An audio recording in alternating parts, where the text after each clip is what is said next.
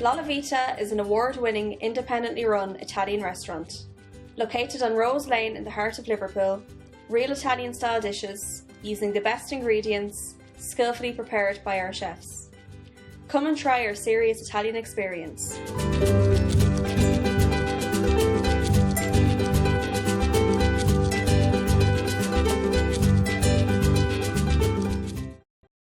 To me, Irish people are the funniest in the world. They just are. Oh, this looks amazing. I just love any food that comes with its own home. Everyone's a comedian. Anything else? Some greens. What do you think I am? A juggler? Stunning. Inspirational. Would you look at the brushstrokes on that? I think the reason I see comedy in everything is because I was surrounded by it growing up. That's good. You wouldn't know we're 105. You're 105. Between us. Do you know what? There's only one word for that. Absolutely cracker.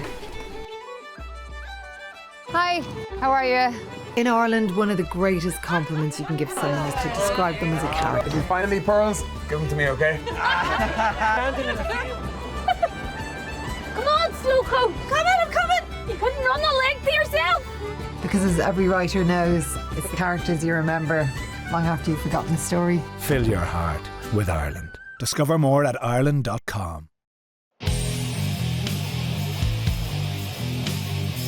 Eurogold is driven by being the best civil engineering contractor in the Northwest, ensuring its clients are given the highest level of service that they deserve. Eurogold work in a wide range of industry sectors, including house building, highways, commercial and industrial build.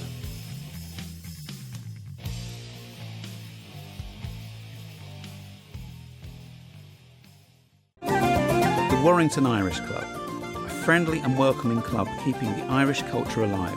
We have Irish and country music every Saturday night, tribute nights, race nights, charity nights and karaoke. All live sports are shown on big screens. We have snooker, dominoes and Crown Green bowling teams along with arts and craft. Pop in for a friendly welcome and book your event at the Warrington Irish Club.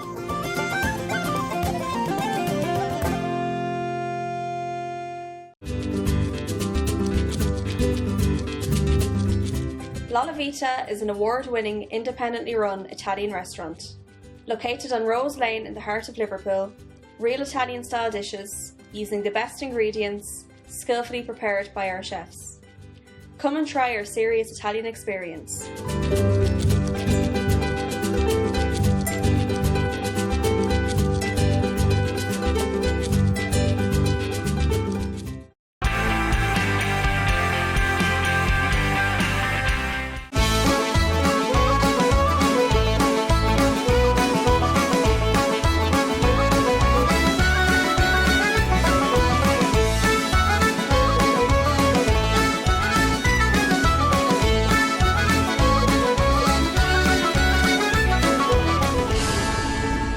Hello everyone and a very warm welcome to the Irish in the UK. Now on the lead up to St. Patrick's Day there was lots of celebrations taking place all over the country, and later in the show we'll be visiting the Whitaker Museum and Art Gallery in Rawtenstall, Lancashire, where they had a 2-day Irish event celebrating the life and times of Michael Davitt. But first, Sarah Mangan, the Consul General of Ireland and North of England, arranged a special event, gathering and celebration at the Manchester Hall. This was very well attended, and special guest Norma Foley TD, the Minister of Education, gave us a very special speech.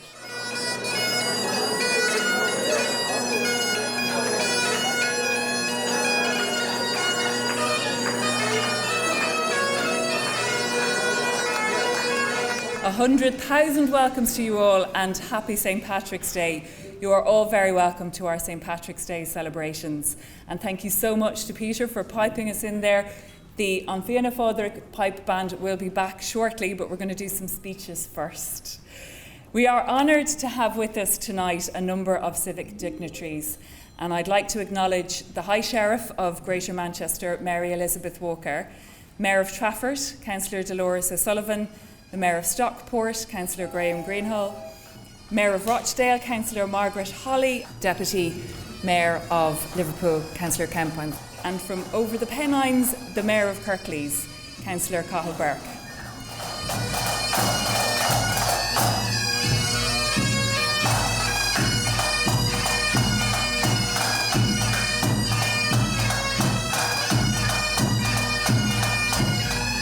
We are honoured to be joined by Mayor of Greater Manchester, Andy Burnham, and the leaders of Manchester City Council, Bury Council, Trafford Council, Tameside Council and the Mayor of Salford. So a great turnout. And I also acknowledge a number of members of Parliament who have joined us this evening, including Mike Kane, who will be playing for us later as part of the band.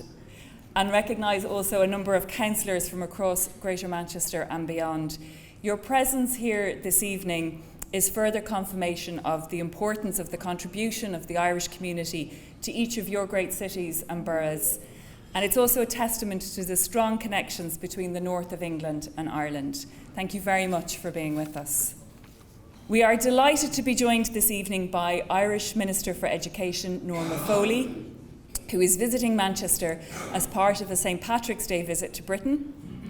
She has already been to Edinburgh and Cardiff and was in Huddersfield this morning, and she will travel on to London this evening. So I would like to invite Minister Foley to address you now. Thank you. It is indeed a very great honour for me, on behalf of the Irish Government, to join you here this evening in Manchester for this wonderful celebration of what it is to be of Ireland and for Ireland, and I am blessed beyond measure to be in your company, and I thank you for your presence. Sarah has very eloquently name-checked everybody in the room, and I did ask her, should I name-check, and she said, you'll never manage it. So I appreciate her honesty. So I'm going to do something that I did previously this morning, actually, when I was in Huddersfield. I'm always conscious when I am in a room with so many dignitaries representing so many different shades of life in an area, whether it's from the world of politics or the world of sport or the world of community. And so we have, in our native language at home, a beautiful phrase which is a Gaynor Saville, which means noble people.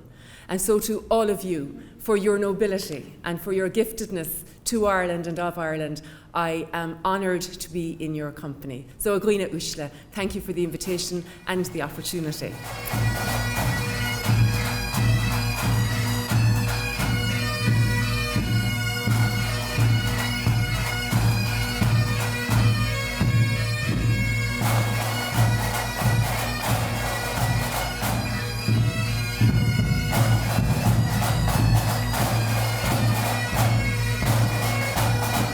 My visit over the last number of days and in the coming days also is part of the Irish Government's opportunity to travel far and wide in acknowledgement of more than 70 million people who are of Irish birth scattered across the world in its entirety. And it's quite remarkable that to this day, right across the world, we have people who are celebrating their Irishness. And I'm very conscious that in this room there are people who are Irish by birth, but there are also people who are Irish by gift, and you are equally important to us, whether I was in Edinburgh or Cardiff or this morning in Huddersfield. And I want to say a word actually about this morning in Huddersfield. It was apparently the very first time that a member of the Irish Government has visited in an official capacity, and indeed the very first time that the Irish tricolour has flown at the town hall.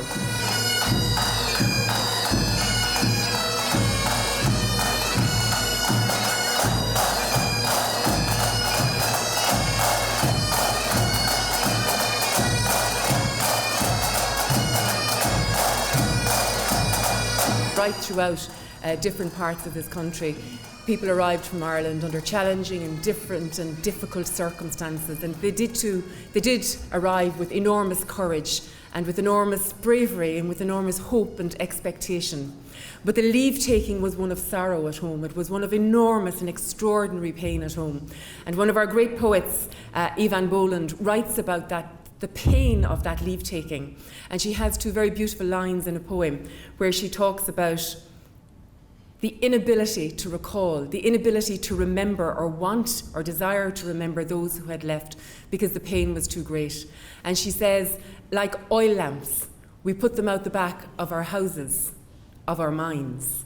We could not remember, we did not want to remember, so great was the pain of leave-taking.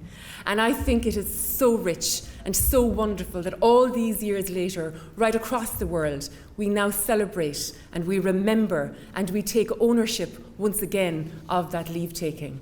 And we do it because of the extraordinary giftedness of Irish people who worked so hard in so many different circumstances to make their way in the world, as they did here in Manchester, as they did in Huddersfield, working in a variety of different capacities.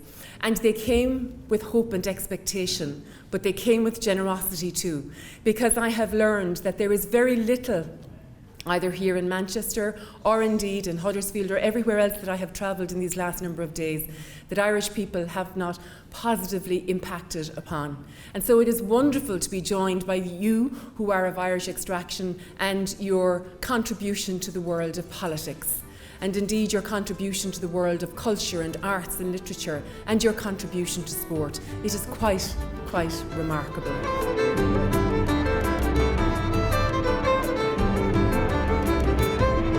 My day-to-day involved, as I said, the earlier visit in the morning, but it also involved the opportunity to visit the Irish World Heritage Centre.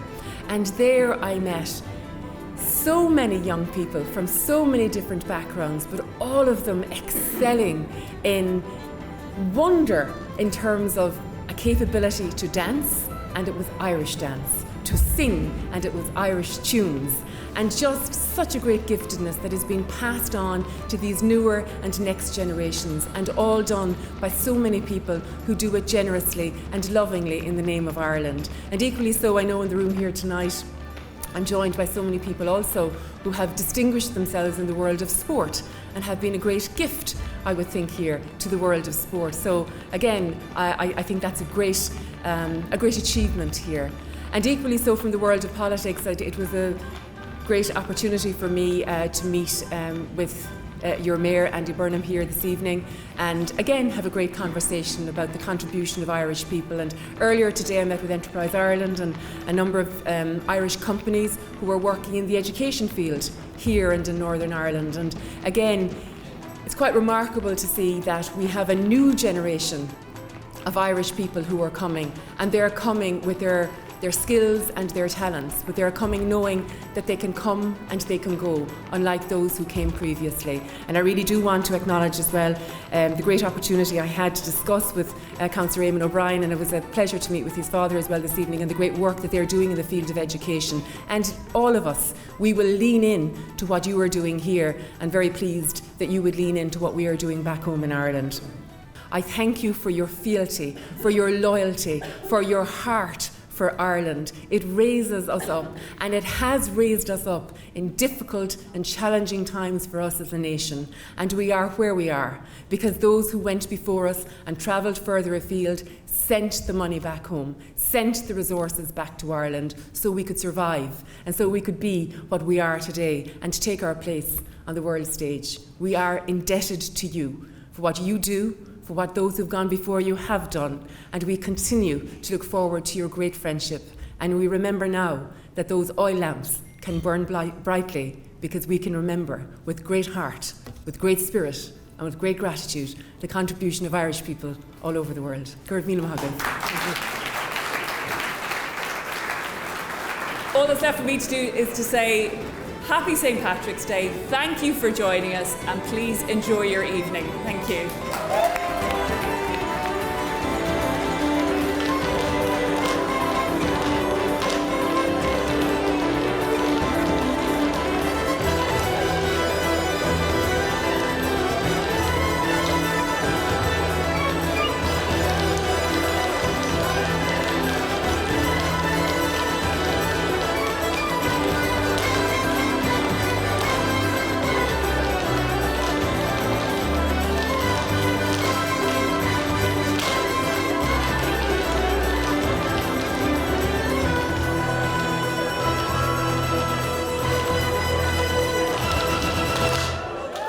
Well done to the Justin Ward-Mallinson School of Irish Dancing, weren't they fantastic, and the Fianna Phadraig Pipe Band for entertaining everybody on the night.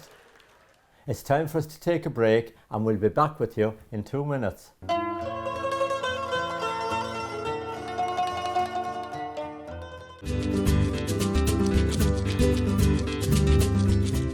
La Vita is an award-winning, independently run Italian restaurant.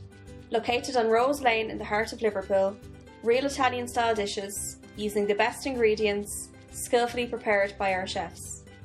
Come and try our serious Italian experience.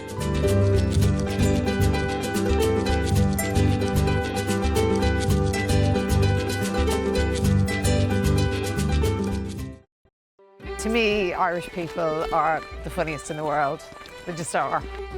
Oh, this looks amazing. I just love any food that comes with its own home. Everyone's a comedian. Anything else? Some greens. What do you think I am? A juggler? Stunning. Inspirational.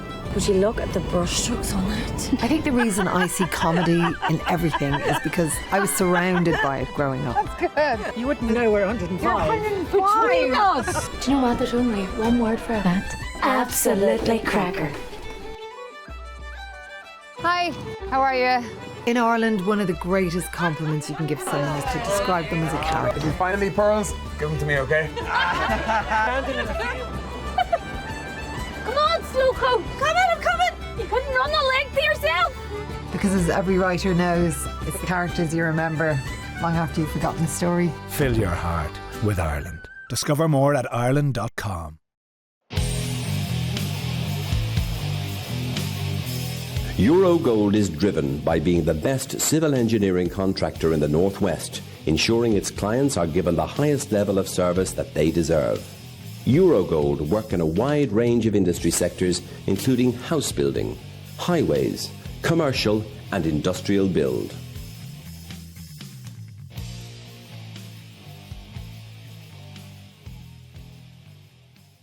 The Warrington Irish Club, a friendly and welcoming club keeping the Irish culture alive. We have Irish and country music every Saturday night, tribute nights, race nights, charity nights and karaoke. All live sports are shown on big screens. We have snooker, dominoes and crown green bowling teams along with arts and craft. Pop in for a friendly welcome and book your event at the Warrington Irish Club.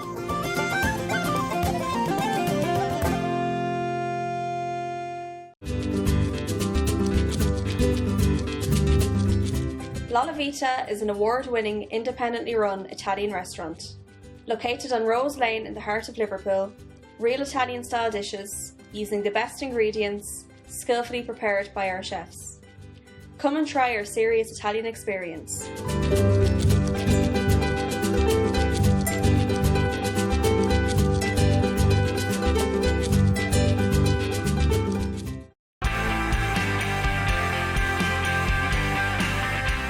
Welcome back. Now we're off to the Whitaker Museum and Art Gallery in Rawtenstall, Lancashire, where they were having a 2-day Irish event celebrating the life and times of Michael Davitt, one of Ireland's greatest patriots.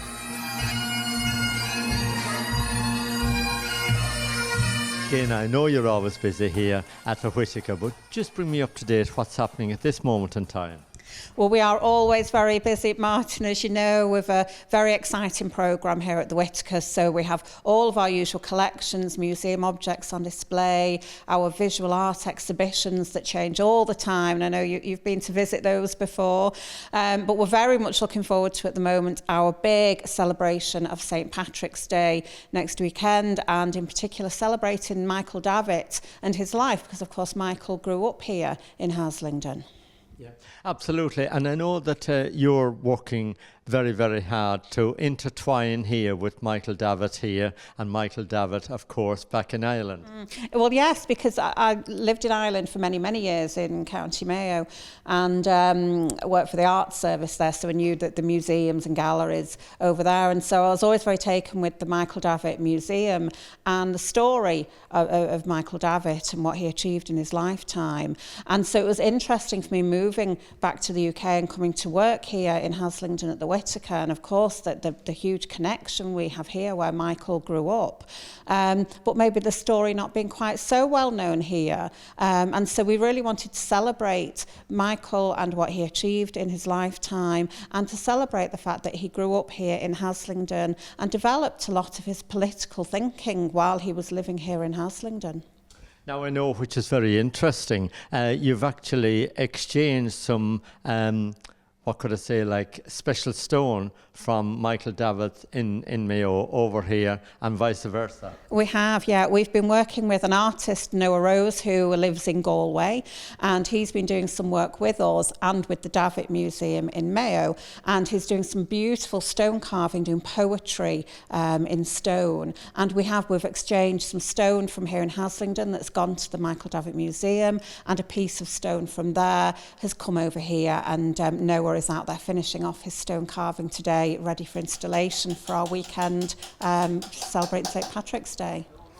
Noah, I believe you've been heavily involved in the exchange of those stones from Straide in County Mayo over here to the Whitaker in Haslingden. That's correct, and also the other way around. So I'm doing two different related projects, both about Michael Davitt. And I'm working with the Davitt Museum in Straide in County Mayo and the Whitaker Museum here in Rawtenstall. And so the idea was that obviously because of Davitt's life story, he came from Mayo and came here, and so much of everything that followed on his life was kind of influenced by his time in Haslingden. And so I started with a quote from Mary McAleese, who came to Haslingden and unveiled a memorial on the centenary of Michael Davitt's death. And the quote, which is a fantastic comment, I think, she said, "May those who drink the water never forget the debt they owe to those who dug the well." And I love this. It's pure poetry, and it sums up so much, I think, of Davitt's legacy and his impact and his influence on so many people. So I've spent time in both of the museums in both places. I live very close to the Davitt Museum on the Mayo-Galway border, and the thinking was to carve the stone, the quote, the Mary McAleese quote, and also a quote from Michael Davitt, into stone by hand. And I've already made one piece of the project, if you like, which is for the museum in Straide, in which I took a piece of stone that was from Baxenden Mill, Stelfox Victoria Mill in Baxenden, where Michael Davitt worked and where he lost his arm as a child. And that mill's long gone now, but there was a piece of stone that was retrieved by Dave Robinson, one of the fantastic volunteers here at the Whitaker. And I took that piece of stone back to Ireland. I carved it on one side with a Mary McAleese quote, on the other with a quote from Michael Davitt. And I've made a kind of sculptural steel frame for it, which will give it a kind of permanent home inside the Michael Davitt Museum. At the same time, I've taken a piece of stone, or two pieces of stone, from the Davitt Museum and brought it here to the Whitaker. And I'm now carving the same quote from Mary McAleese, but this time I'm going to carve it into several pieces of stone, including the stone from the Michael Davitt Museum, and I'm going to arrange them in a kind of little poetic walking trail around the new sculpture garden at the back of the museum here. This is my working sketch, really showing how the stones will be laid out in the sculpture garden at the back of the Whitaker. It's a very rough sketch. I did it when it was raining, so it was quick. But there's 5 large pieces of stone which act as kind of benches or pedestals, and they're already dotted around the path. And I'm going to be fixing the pieces of carved stone that I'm carving now to each one of these pedestals, so people will be able to sit and, on a sunny day, be able to sit down and run their fingers over the carved letters or whatever, or on a rainy day, just to see the stones essentially put on plinths like a little sculpture. And each one of these has a lovely view, a different view, looking out over the museum and out to the hills beyond and so on. And I think it'll just work really nicely to follow the quote from Mary McAleese through from stone to stone, going around the path like this.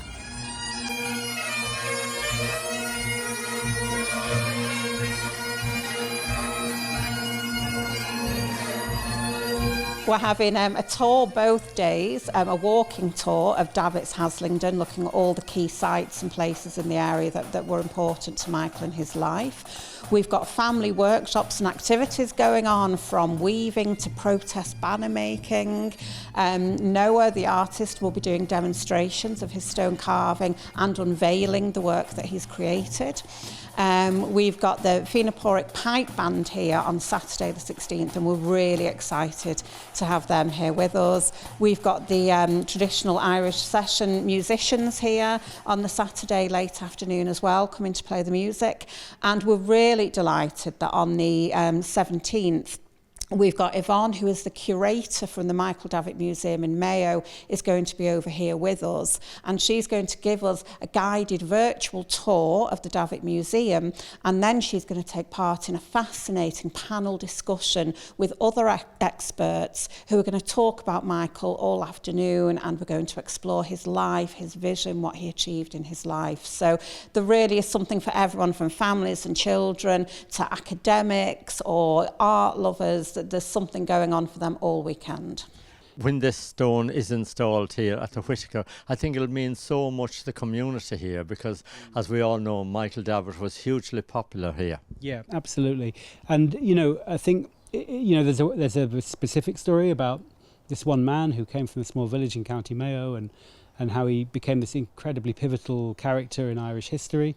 But there's also a bigger story in general, I think, about Irish emigration to this part of the world and really all over the north of England. You know, the Industrial Revolution attracted many people from all over the place, but specifically a lot of Irish people who were forced by evictions and by the Great Hunger and so on to leave their homeland and to come here. And I think the legacy of the sort of Irish pattern of emigration into the north of England is still very much with us today. And we see that in the societies that formed in Hasingdon, for instance, the Irish Democratic League there, and you know, I think just the sense that the Irish community in this part of the world has of very much being connected to its roots still. We have a wonderful Irish community living here, and of course, for those who don't know his story, Michael's family were evicted and had to move over to the UK, and they walked here from Liverpool. They walked all the way to Haslingden, and Michael was only 4.5 at the time, and he worked in the local mill, and he lost his arm here working in the mill, and it was a result of that Michael ended up getting an education, and he had got a place at a school, and that's where he developed his lifelong interest in supporting people and people who are oppressed. So he's got a real big place in people's hearts here, and rightly so. I think a lot of people are very proud that Michael did grow up here. And of course he'd done a lot for the Irish people at home as well, people that was evicted from their homes and from their land in days gone by. Exactly. I mean, he formed the Land League, which was a major moment in Irish history, and he travelled the world, I mean, spreading his message and supporting other people worldwide. But he was also an MP, he was a journalist, he wrote books, so his story is really fascinating.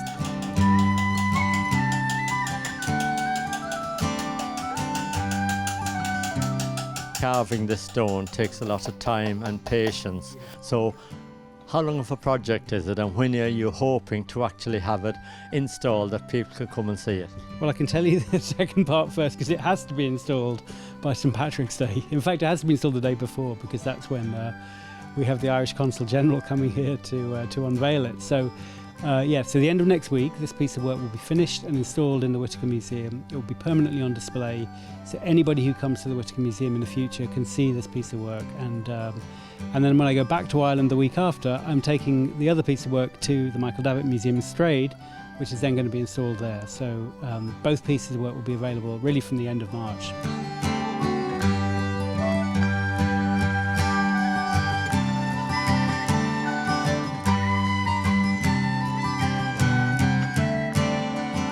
That you're always busy here at the Whitaker, and you've got other things going on as well. Oh, we have. We've always got things going on. We're always doing things with the collections. We're actually changing over our exhibitions next week, so we're going to have brand new exhibitions from local artist Caroline Johnson and also from Leanna Lang. But if you check our What Song Guide, you'll find workshops, masterclasses, object handling events. We just don't stop, Martin.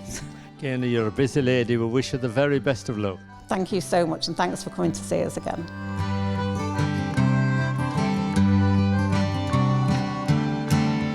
History has been created by the exchange of those two beautiful engraved stones between Mayo and Rawtenstall, and it's great to see that Michael Davitt's memory is never forgotten. We'll be back with you next week. Take good care.